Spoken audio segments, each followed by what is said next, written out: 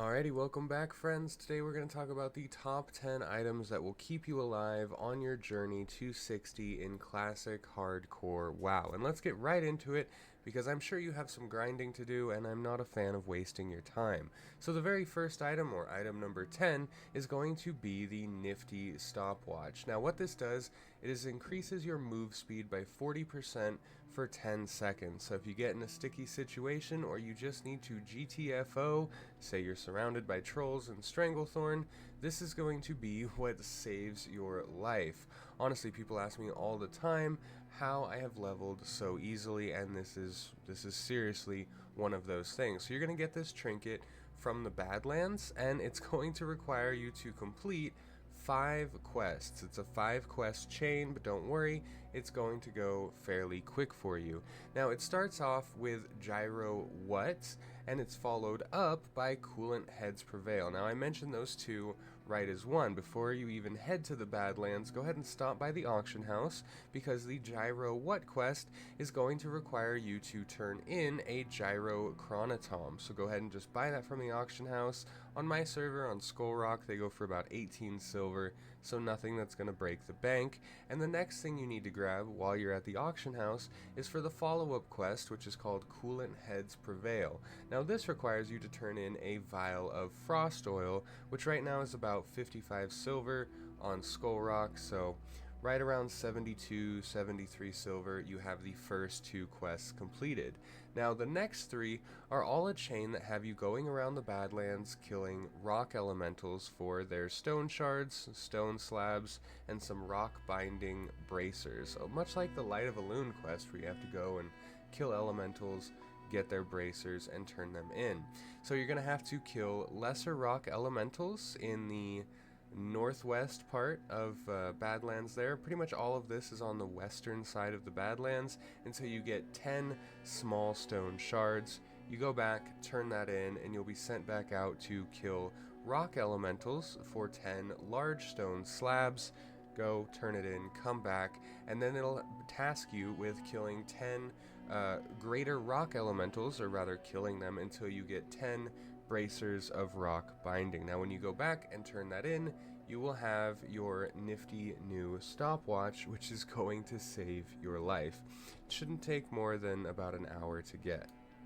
Coming in at number 9, and one of my favorite, one of the ones that a lot of people don't think about, because if you're not a warlock or if you're not a druid, you have a solid chance of drowning.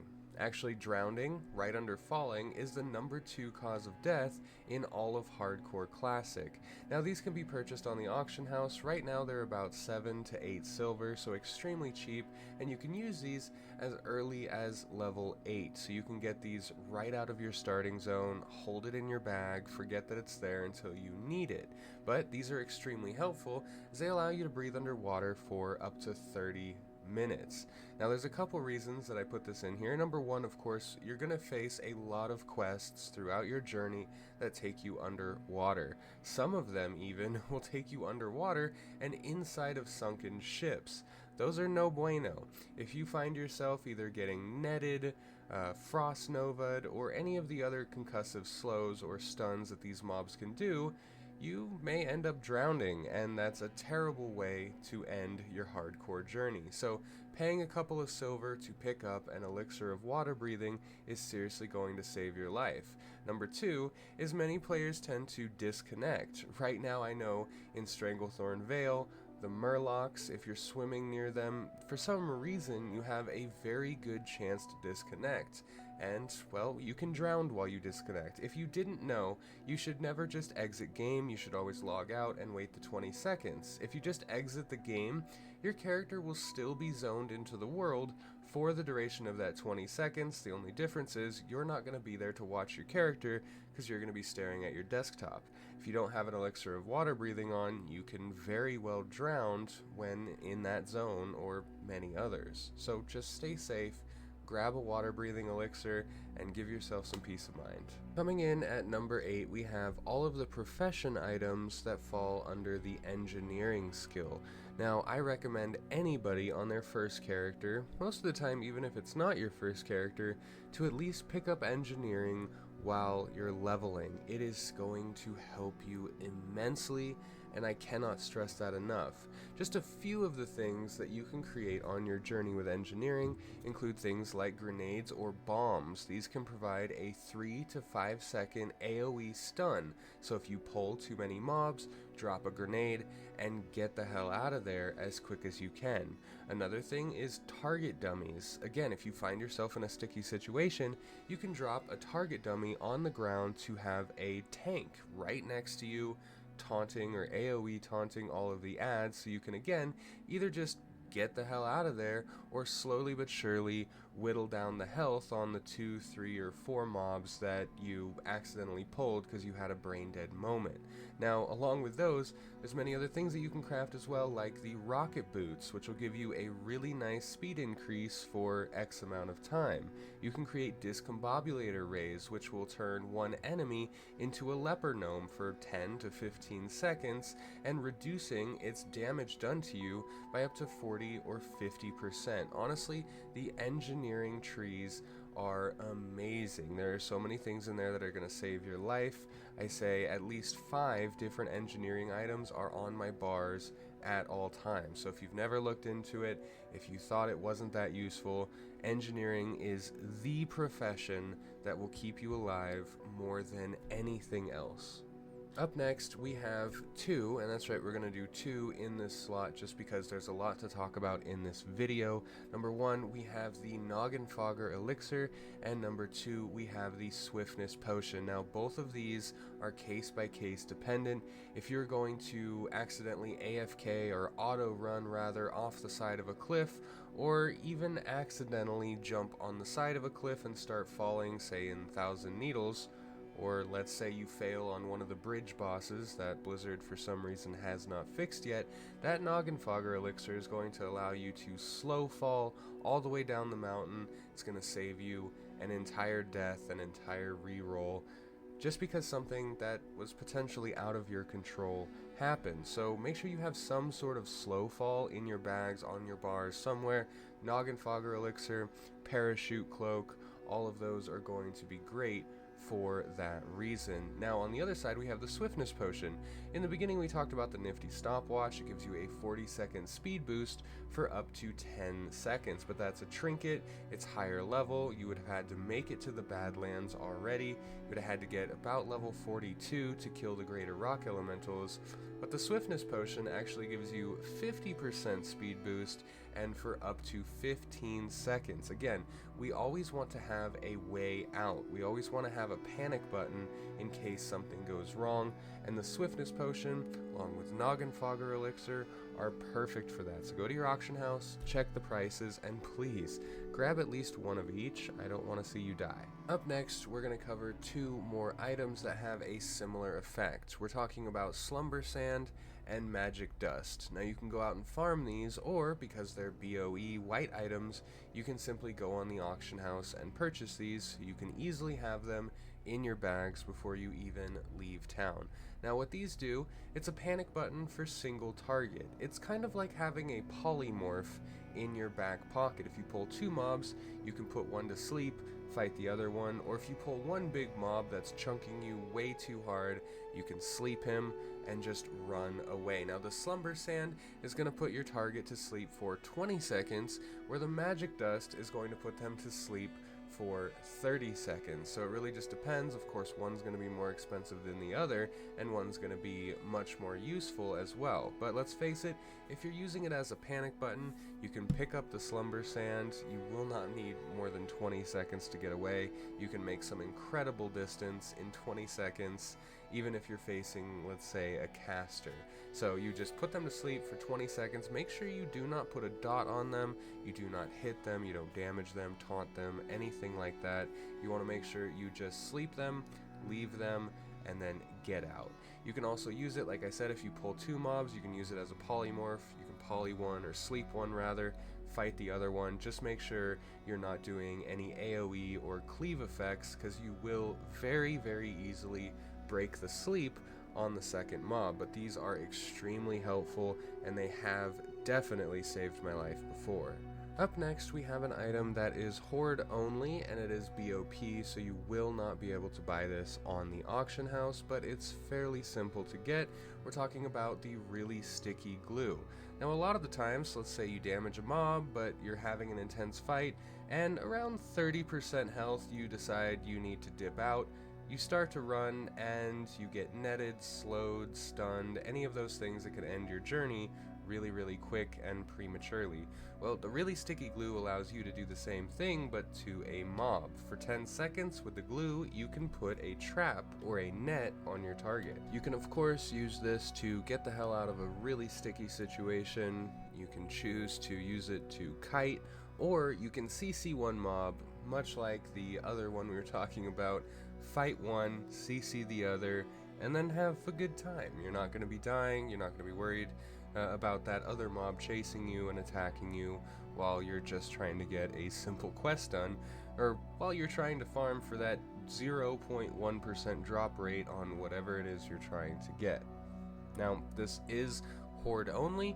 You cannot buy it on the auction house. Don't worry, up next we're talking about an alliance item that's way more useful than this, and you get it by completing the quest A Solvent Spirit in Senjin Village.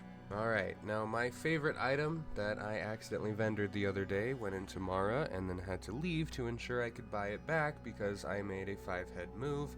We're talking about the Alliance only item called Light of Elune. This is the ultimate oh shit button. This is the panic button that everybody needs to save for those higher level dungeons.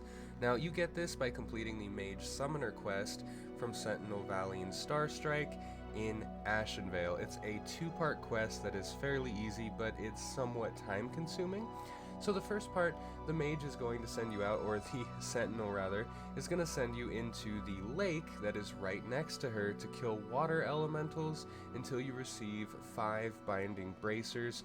Now to get all 5, it took me 9 kills, so it's about a 60% drop rate, but be very careful, you may have to swim down into the lake to actually acquire these bracers, and the water elemental mobs do a frost nova, which can trap you underwater. So make sure if you go down, you grab a mob, you swim back up, just let the aggro follow you. That way if you do get frost nova'd, you're on the top of the water and you only have to worry about killing the mob and not about drowning as well.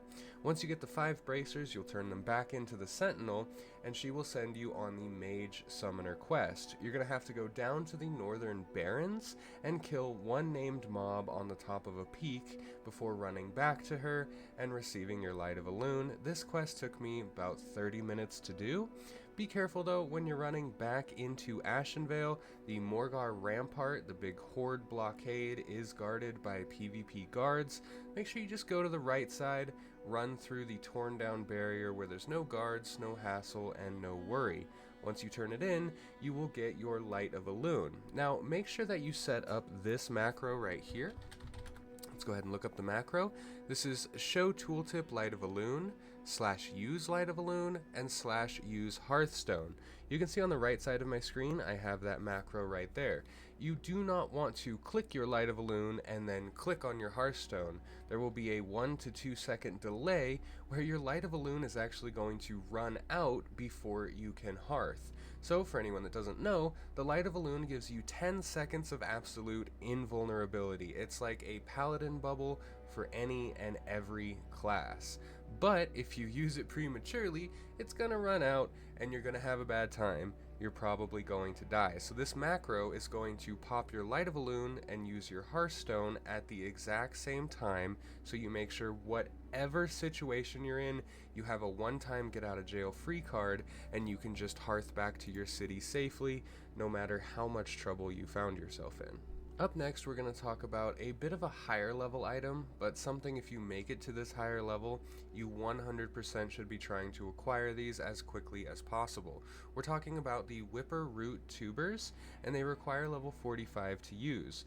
Let's just say, for instance, that I get in a sticky situation and I have to pop a Swiftness potion, but because I used a potion, my other ones, like my health and mana pots, are going to be put on a global cooldown.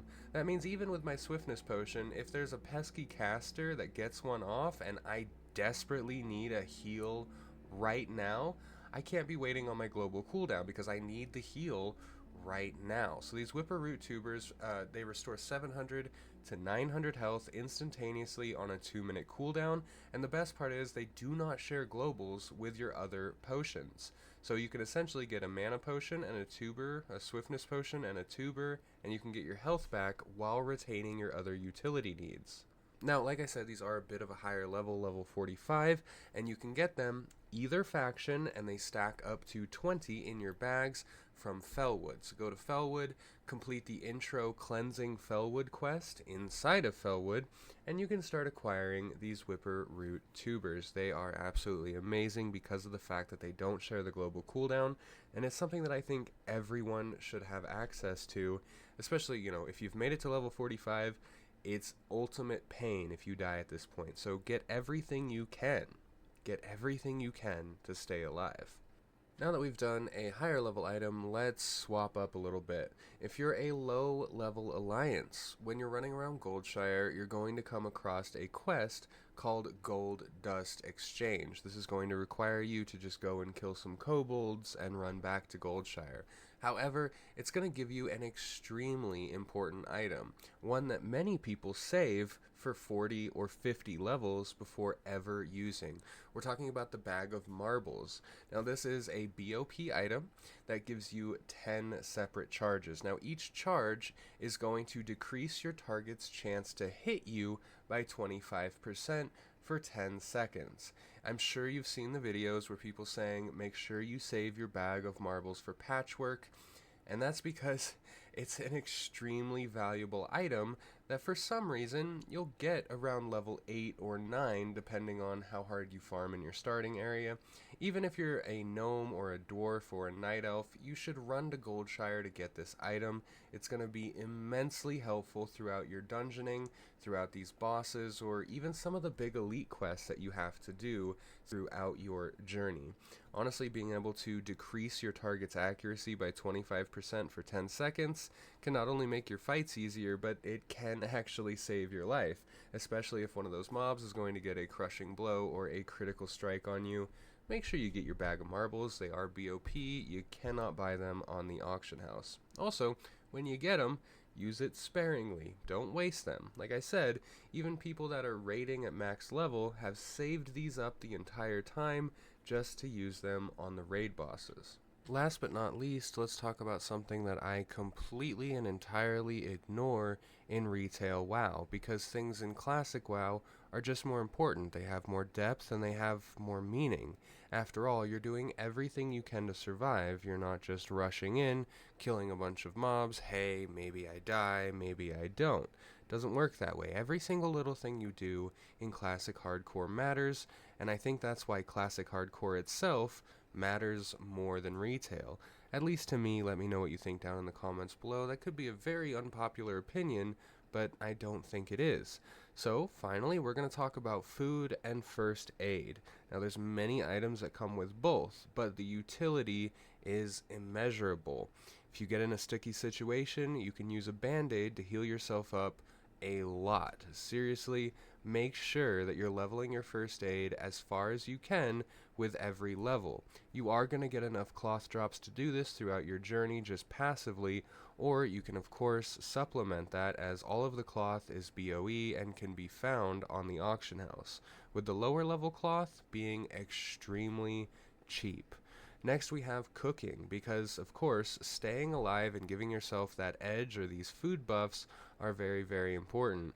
Starting out with food that gives you 4 stam and 4 spirit, all the way up to 12 stam and 12 spirit, or in my case 20 strength food for 10 to 15 minutes is going to seriously give you just that little bit of edge that you need. Having an extra 12 stam or 120 strength is the same as my level's Elixir of Fortitude, which gives you an extra 120 health. And while you're leveling, your downtime between pulling mobs and pulling packs is going to be immensely faster with something like the 12 spirit that you're going to get from some of that food. So I just want to reiterate, make sure as you're leveling, you're maintaining your first aid and your cooking skills so you can continuously have those buffs and those panic buttons from your band-aids.